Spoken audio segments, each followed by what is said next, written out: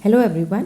Previous video में हमने impingement syndrome के डिफरेंट टाइप्स पढ़े थे, उनकी स्टेजेस पढ़ी थी, क्लिनिकल फीचर्स पढ़े थे। आज के इस वीडियो में हम पढ़ने वाले हैं कौन कौन से हम स्पेशल टेस्ट से, कौन सी इन्वेस्टिगेटिव टेक्निक से हम कंडीशन को आइडेंटिफाई कर सकते हैं, डायग्नोस कर सकते हैं, कौन कौन सी कंडीशन से हम इसको डिफरेंशियली डायग्नोस करना होता है, और उसके मेडिकल मैनेजमेंट या हम बोल सकते हैं कि जो कंजर्वेटिव मैनेजमेंट है उसके बारे में पढ़ेंगे। ये जो लेक्चर है ये क्लिनिकल ऑर्थोपेडिक्स के अकॉर्डिंग बनाया गया है, इसलिए इसमें फिजियोथेरेपी का या पीटी मैनेजमेंट का मैंने कोई पार्ट ऐड नहीं किया है। होपफुली कमिंग वीडियोस में मैं ऐसे पीटी मैनेजमेंट के पार्ट्स भी इसमें ऐड करूँ। So let's start today's video. और अगर आपने अभी तक ये चैनल सब्सक्राइब नहीं किया है तो प्लीज़ चैनल को सब्सक्राइब ज़रूर करिएगा, और जो भी ऐसे स्टूडेंट्स हैं जिनको रिक्वायरमेंट लगती है उनके साथ शेयर ज़रूर करिएगा। तो आज का जो पहला टेस्ट है वो है हॉकिंस टेस्ट।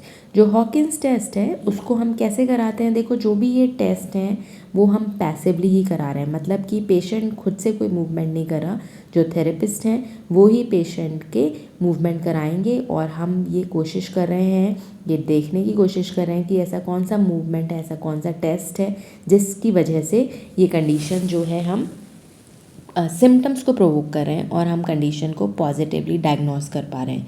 तो जो हॉकिंस टेस्ट होता है उसमें हम क्या करते हैं कि पेशेंट को एक रिलैक्स्ड स्टेट में कंफर्टेबल पोजीशन में आप किसी भी चेयर पे बिठा सकते हैं, आप किसी भी काउच पे बिठा सकते हैं, और पैसिवली जो थेरेपिस्ट हैं पेशेंट के आर्म को 90 डिग्रीज़ पे फॉरवर्ड फ्लेक्स करेंगे, एल्बो भी 90 डिग्रीज़ पे फॉरवर्ड फ्लेक्स होगी, और उसके बाद इंटरनल रोटेशन किया जाता है पैसिवली। ये जो मूवमेंट है ये वही मूवमेंट है जिसमें एक्रोमियल स्पेस जो है, सब एक्रोमियल स्पेस सबसे ज़्यादा नैरो हो जाती है, और एक्रोमियन प्रोसेस जो सॉफ्ट टिश्यूज सब एक्रोमियल स्पेस में जा रहे हैं उनको इम्पिंज करते हैं, और जिसकी वजह से पेशेंट को पेन होता है।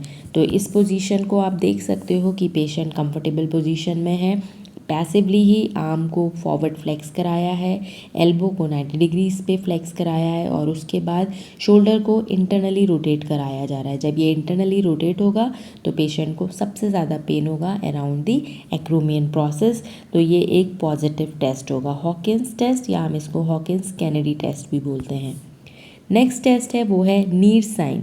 नीर साइन में क्या किया जा रहा है, जो पेशेंट का स्कैपुला है उसको फिक्स करते हैं डिप्रेस पोजीशन में, और एग्जामिनर फॉरवर्ड फ्लेक्स करता है पेशेंट को इन दी मैक्सिमम फ्लेक्शन पोजीशन। ये भी सब पैसिव मूवमेंट है, और इस मूवमेंट के थ्रू क्या होगा, अगर एंटीरियर साइड पे पेशेंट को पेन होता है तो वो सब एक्रोमियल इम्पिंजमेंट बताता है, लेकिन अगर पेशेंट को पोस्टीरियर साइड पे पेशेंट के शोल्डर पे पेन होता है तो वो हमें इंटरनल इम्पिंजमेंट बताता है। जो हॉकिंस टेस्ट था वो तो सब एक्रोमियल इम्पिंजमेंट बता रहा है, मतलब वो एक्सटर्नल इम्पिंजमेंट बता रहा है, लेकिन नीर साइन से हम दोनों तरह के इम्पिंजमेंट को आइडेंटिफाई कर सकते हैं। ये जो है ये पोजीशन है, पेशेंट को हम सिटिंग में भी करा सकते हैं ये टेस्ट, या पेशेंट को स्टैंडिंग में भी करा सकते हैं। जब ये पैसिवली आर्म को फुली प्रोनेटेड पोजीशन से फॉरवर्ड फ्लेक्स किया जाता है तो जितने भी आपके सब एक्रोमियल स्पेस के स्ट्रक्चर्स हैं वो इम्पिंज होते हैं ह्यूमरल हेड से, और पेन अगर होगा तो पेशेंट का ये टेस्ट पॉजिटिव होता है। नेक्स्ट टेस्ट जो है वो है जोब टेस्ट, या इसको हम एम्प्टी केन टेस्ट बोलते हैं। नाम से ही पता चल रहा है कि आप केन को एम्प्टी कर रहे हैं, मतलब अगर आपने कोई बॉटल पकड़ी आप उसको खाली करना है पूरी तरीके से, तो आपका शोल्डर की पोजीशन क्या होगी, it will go into the fully internal rotation position. तो इस टेस्ट को करने के लिए पेशेंट के आर्म को 90 डिग्रीज पे एब्डक्ट कराते हैं स्कैपुलर प्लेन में, और उसके बाद मैक्सिमली इंटरनली रोटेट कराते हैं, और उसके बाद जो थेरेपिस्ट हैं वो रेसिस्टेंस देके शोल्डर को एब्डक्ट कराते हैं। तो जो पेशेंट को एक लोकलाइज्ड पेन होता है वो एक पॉजिटिव साइन होता है। तो जोब टेस्ट या एम्प्टी केन टेस्ट को हम इन 4 स्टेप्स में देख सकते हैं। देखो आपका जो फर्स्ट स्टेप है उसमें दोनों आर्म्स को इस जगह आप देख सकते हैं, जो दोनों आर्म्स हैं उनको 90 डिग्रीज पे स्कैपुलर प्लेन में एब्डक्ट कराया है। सेकंड स्टेप में आर्म को इंटरनली रोटेट किया गया है, ये सब पैसिवली ही किया जा रहा है, और उसके बाद जब मैक्सिमली इंटरनली रोटेट किया है तो थर्ड स्टेज में जो थेरेपिस्ट हैं वो रिस्ट के ऊपर फोर आर्म पे एक रेसिस्टेंस देंगे और पेशेंट को एब्डक्ट करने के लिए बोला जाएगा। तो जब पेशेंट को पेन होगा around the shoulder, around the acromion, तो वो पॉजिटिव टेस्ट होगा। Next is painful arc syndrome, जिसमें 70 to 120 डिग्रीज के बीच में पेशेंट को अगर एब्डक्शन में पेन होता है तो that is a positive sign for impingement. Before 60 degree and after 120 degree, क्योंकि वो जो आपका स्ट्रक्चर जो इम्पिंज हो रहे हैं ह्यूमरल हेड के थ्रू सब एक्रोमियल स्पेस में, वो इम्पिंजमेंट हट जाता है, इसलिए पेशेंट को पेन नहीं होता। लेकिन 60 to 120 डिग्रीज के बीच में पेशेंट को सबसे ज़्यादा पेन होता है। अब ये जो कुछ अलग टेस्ट होते हैं जैसे कि sulcus sign, anterior apprehension test and relocation test, ये सारे जो है वो शोल्डर इंस्टेबिलिटी को बताते हैं। तो अगर आप ये टेस्ट करते हैं तो आप इम्पिंजमेंट को डिफरेंशियली डायग्नोस करते हैं फ्रॉम शोल्डर इंस्टेबिलिटी। ये हमने जो फिज़िकल टेस्ट किए, ऑल्दो इनकी बहुत अच्छी डायग्नोस्टिक सेंसिटिविटी अगर आप चेक करेंगे तो बहुत अच्छी है, मतलब ये पॉजिटिव बताते हैं हमें। लेकिन और कंफर्मेशन के लिए हम कुछ इन्वेस्टिगेटिव टेक्निक यूज़ कर सकते हैं, जैसे MRI, CT स्कैन है, रेडियोग्राफ है, अल्ट्रासाउंड है, जिससे जो कंट्रीब्यूटिंग फैक्टर है, जो सॉफ्ट टिश्यू कंट्रीब्यूटिंग फैक्टर है, वो हमें कंफर्म होता है कि वो बर्साइटिस है, टेंडिनोपैथी है, या कोई टेंडन वहाँ पे रप्चर हो गया है। ये सारे जो कंडीशंस यहाँ मेंशन की है, ये डिफरेंशियली डायग्नोस किए जाते हैं। और जब भी आप अपना आंसर राइटिंग करते हैं और आप उसमें कुछ कुछ पॉइंट्स को ज़रूर मेंशन करते हैं, तो वो एक पावर होती है आपके आंसर की, आपको उसके एक्स्ट्रा मार्क्स मिलते हैं। तो जब भी आप कोई भी क्लिनिकल कंडीशन को मेंशन कर रहे हैं तो आप उसको डिफरेंशियल डायग्नोसिस ज़रूर से मेंशन करिए। तो ये सारी जो कंडीशंस हैं, ये वो कंडीशंस हैं जिनके सिम्टम्स इम्पिंजमेंट से मिलते जुलते हैं, लेकिन कुछ डिफरेंसेस होते हैं जिसके थ्रू हम इनसे डिफरेंशिएट कर पाते हैं। हम जिस कंडीशन से डिफरेंशिएट करते हैं उसी को हम डिफरेंशियल डायग्नोसिस बोलते हैं।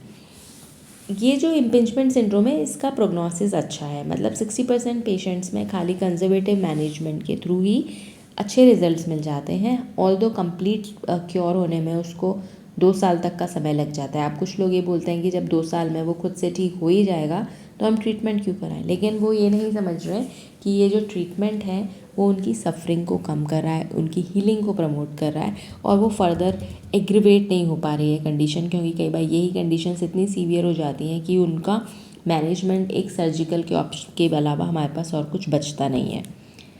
अब इसके साथ साथ कुछ और कॉम्प्लिकेशंस भी लिंक्ड है इम्पिंजमेंट के साथ साथ, क्योंकि जब भी ये इम्पिंजमेंट होता है, अगर हम सबएक्रोमियल स्पेस या सबएक्रोमियल इम्पिंजमेंट की बात करें तो वहाँ पे जो नैरोइंग होती है उसकी वजह से कुछ बायोमैकेनिक्स चेंज होती है और एट्रॉफी डेवलप होती है।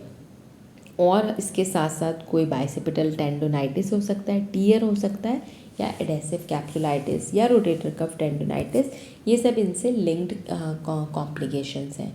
इवैल्यूएशन में जो जनरल हैं वो तो हमें पता ही है, जैसे MRI है वो गोल्ड स्टैंडर्ड है डायग्नोसिस के लिए इमेजिंग टेक्निक्स में।